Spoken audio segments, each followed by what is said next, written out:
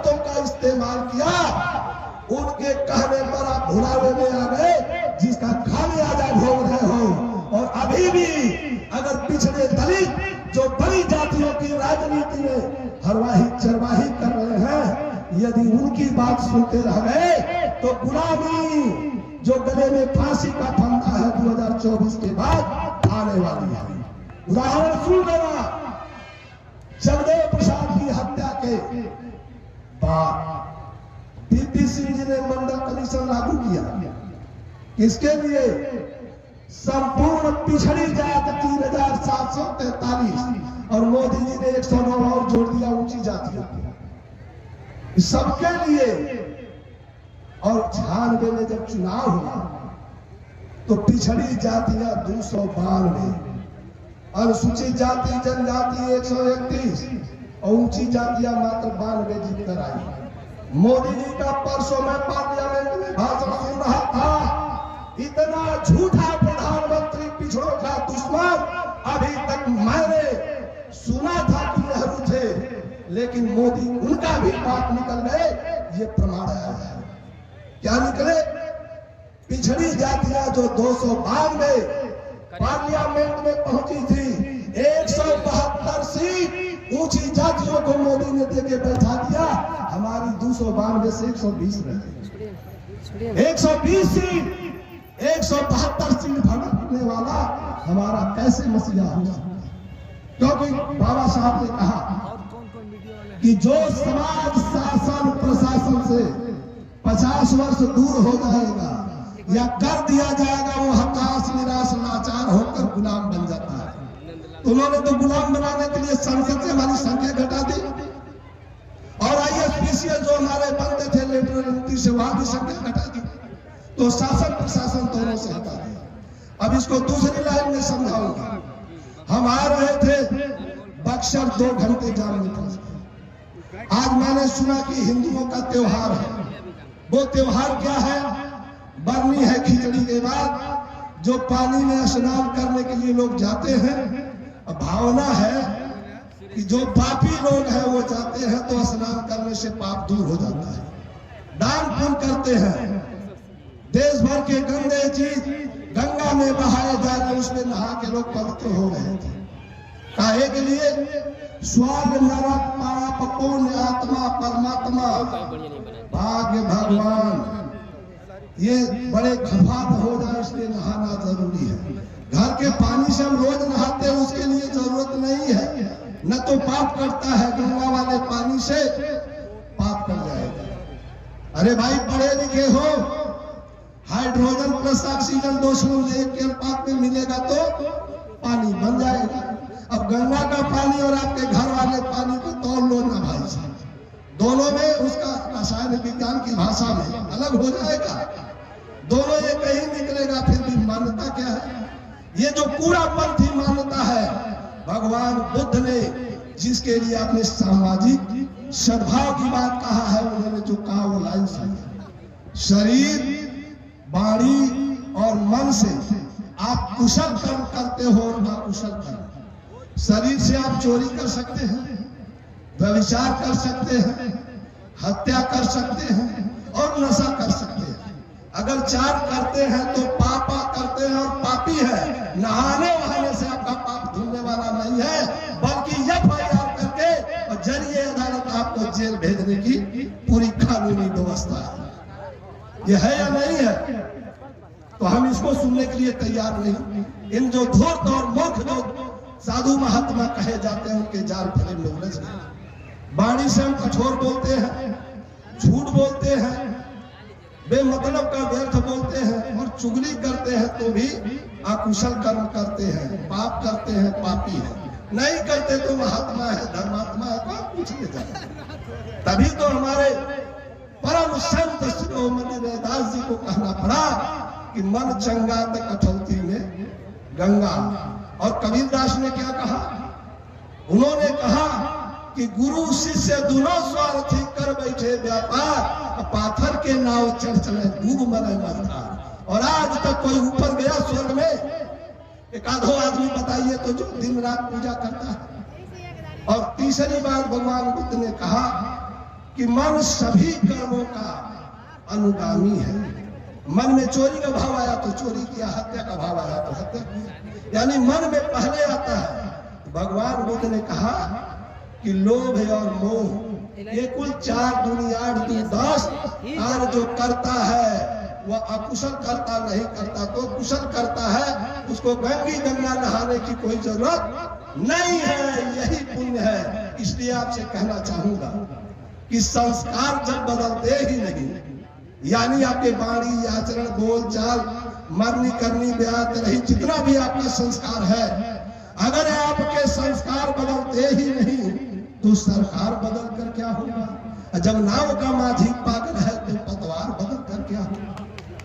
77 सालों में सरकारें बदलते रहे, लेकिन बौद्धमय भारत जो संविधान सभा ने बाबा साहब अम्बेडकर की अगुवाई में 22 जुलाई 47 को स्वीकार किया है।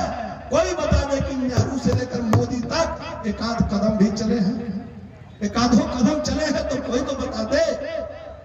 क्योंकि हमको पहले पढ़ाया जाता रहा बाप दादों कि अंग्रेज विदेशी है, देश में चाहे हमारी आबरू लूटी जाती है, हमें लतियाया जाता है, घरों में आग लगाई जाती है और हमारा कत्ल किया जाता है, अन्याय किया जाता है, उसका जिम्मेदार ये विदेशी है।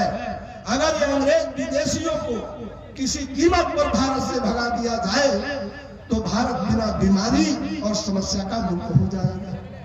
जब अंग्रेजों को भगा दिया गया और भगत सिंह, उधम सिंह, चंद्रशेखर आजाद, खुदीराम बोस, अशफाक उल्लाह जैसे महान सेनानियों ने अपनी कुर्बानी देकर त्याग बलिदान करके देश को आजाद करा दिया है, तो क्या वही भारत आजाद हुआ जिसके लिए भगत सिंह ने फांसी के फंदे को चूमा? वो अखंड भारत आजाद हुआ है। मैंने काफी गहराई से पढ़ा है, कोई भी व्यक्ति किसी भी दल का हो, मैं उसकी चुनौती स्वीकार करने के लिए जिम्मेदार हूं। कोई बता दे कि मुसलमान देश के बंटवारे का जिम्मेदार है। अपवाद 10-5 मुसलमान और 1930 में 29 से शुरू हुआ। उसके पहले ये हेडगेवार, गोलवरका, उसके पहले लाला हरदयाल और 5-7 नेता हैं, भाई परमानंद है और राजनारायण बसु है, अरविंद घोष का नाना। ये सब के सब लोगों ने भारत में द्विराष्ट्र के सिद्धांत की किताबें लिखी, अखबार निकाले, हिंदू मुसलमान दोनों वर्गों को लड़ाया और अपने आप नहीं लड़ाया। ये सभी के सभी वे दलाल और तुम छल्ले हैं अंग्रेजों के, जिन्हें 1857 की क्रांति में बहादुर शाह जफर के नेतृत्व में लोगों ने पराजित किया और 6 महीने सरकार चलाई। अंग्रेजों को समझ में आ गया कि यहाँ तो मुसलमान और देश का तमाम जनमानस, जिन्हें आपकी भाषा में, मनुवाद की भाषा में ब्राह्मणवादी कहा जाता है, ये सब मिल करके अंग्रेजों के खिलाफ लड़ाई लड़े। तो जब तक ये आपस में लड़ेंगे नहीं, हम दूर तक कैसे राज करेंगे? तो ये देश के विरोधी लोग बंद कर देंगे, ये लोग कर रहे थे। तो मैं आपसे निवेदन करना चाहता हूं कि साथियों, हम तो विलंब से आए, क्षमा मांगने से कोई हल नहीं होगा, तो दंड ही आप दे देना। और हमारे साथी और मंच पर बैठे हैं, सबकी बात गहराई से सुन लेना। थोड़ी हमारा पैर एक्सीडेंट में डिस्टर्ब हुआ है, इसलिए ज्यादा देर तक मैं खड़ा भी नहीं रह सकता, लेकिन चंद लाइन कहना चाहूंगा कि हमारे महापुरुषों ने हमें जो रास्ता दिया है उस पर कैसे चलना है। महाराज अशोक ने सांप्रदायिक वैमनस्यता के खात्मे के लिए जो शिलालेख लिखवाए हैं, उसमें लिखा है वाक संयम और भाव शुद्धि, यानी वाणी का संयम और अंतर्मन की भावना आपकी पवित्र होनी चाहिए। जैसे कोई माता अपने बच्चे को पीटती है, कभी कभी क्रोध में आकर उसको मार देने का भाव नहीं होता, वो गलती किया सुधर जाए, ये भाव होता है। तो ऐसे ही महाराज ने कहा कि अल्प व्ययता अल्प भंडता, मातरी पीतरी शुश्रूषा, यानी आप कम खर्च करो और कम संचित करो। यहाँ तो टाटा बिरला के पास अरबों की संपत्ति है और भारत में डॉक्टर अर्जुन सेन गुप्ता कमेटी की रिपोर्ट, एसएन गुप्ता कमेटी की रिपोर्ट, डॉक्टर देवेंद्र प्रसाद शर्मा की रिपोर्ट, 2011 की रिपोर्ट, सामाजिक आर्थिक जनगणना रिपोर्ट और प्रधानमंत्री मोदी का भाषण में निकला हुआ निष्कर्ष, ये 80 करोड़ लोगों को भी राशन दे रहे हैं। परसों लोकसभा में और राज्यसभा में भी बोले कि 80 करोड़ लोगों को मैं राशन दे रहा हूं। जब देश हमारा अंग्रेजों का गुलाम था तो 2 करोड़ गरीबी रेखा के नीचे थे। ये देशभक्त बेचारे देश चला रहे हैं कि 80 करोड़ बेचारा कटोरा लेकर खड़े हैं। धन्य है इनकी देशभक्ति, हम तो इनकी देशभक्ति के कायल हो गए। इसलिए मुझे कहना पड़ा है, क्या कहना पड़ा है भाई, कि जो तूफान से घबरा जाए उस माझी को पतवार न दो, जो तूफान से घबरा जाए उस माझी को पतवार न दो, जिसको खुद पर विश्वास न हो उसको अपना विश्वास नहीं। कैसे? जिनको 90 पर भरोसा नहीं है, 10 वालों को घाल में करके हुकूमत करना चाहते हैं, ऐसे लोगों को चाहे आपका भाई क्यों न हो, धक्के मार के समुद्र की खाड़ी में पहुंचा देना, तब जाकर के आपकी समस्या का समाधान हो। जो 3.5%, 4%, 2.5%, 10% जिसको जगदेव बाबू ने कहा, जरा सोचिए कितने दूरदृष्टा थे। जातीय जनगणना हो गई, अब तो निकल गया कि 10 से कम है, तो फिर 10 वालों को 10 में सिमटाने की जिम्मेदारी किसकी है? किस नेता की जिम्मेदारी है कि 10 वालों को 10 पर कैद खाने में कैद कर दो, चाहे वो जमीन हो, दौलत हो, बिजनेस हो, व्यापार हो, चाहे राजनीति हो या प्रशासन हो। जो नेता इस लाइन पर खड़ा हो उसे ही वोट दे देना, जो नहीं खड़ा है उसको एकदम सत्यानाश तक पहुंचा देना। क्योंकि गांव से लेकर दिल्ली तक ये जो लोग घटक्रम पहुंचाए हैं, चंद लाइन कह के विराम दूंगा चूंकि मैं ज्यादा समय नहीं। 22 जनवरी का एक घटना है, राम मंदिर, और 26 जनवरी को राष्ट्र मंदिर। राष्ट्र का निर्माण जरूरी है या राम मंदिर का निर्माण जरूरी है? कौन सा जरूरी है? आपने देखा ये भगवा और भगाई गांव गांव फहराया गया, लेकिन तिरंगा जो राष्ट्र मंदिर का आन बान शान का प्रतीक है, वो हर घर पर क्यों नहीं फहराया?